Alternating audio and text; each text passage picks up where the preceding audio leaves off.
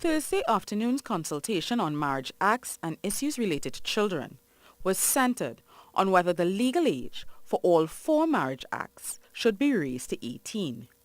But then the argument for allowing marriage between persons 16 to 18 years of age was presented to the government for consideration.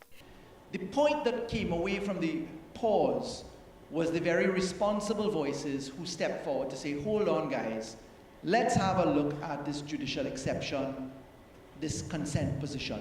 And some of you are sitting in this audience today. It suggested that marriage between persons 16 to 18 be allowed where the child gives their unbiased consent. Their parents and or guardians give theirs, and then there's also the possibility of judicial permission. But the AG said in the case of judicial consent, with the average case taking 3 years to be heard, by the time a decision is made, the 16-year-old applicant would have turned 19 and no longer require their permission.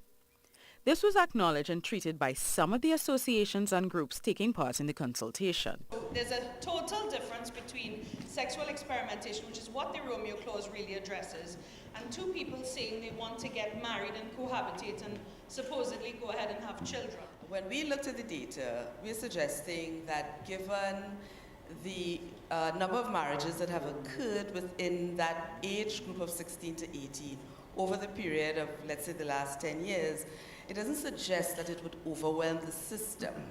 But we're suggesting that the applications go to the family court.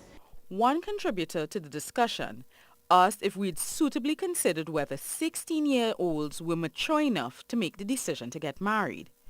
She started by saying that she was in favor of the marriage age being set to 18 across the board. The issue is, essentially, we're talking about very legal terms, but the issue is essentially maturity, right? Does a 16-year-old have the maturity to know if this is the best decision for her?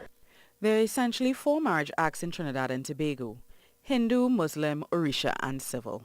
All allow for persons under the age of 18 to be married in some form or the other.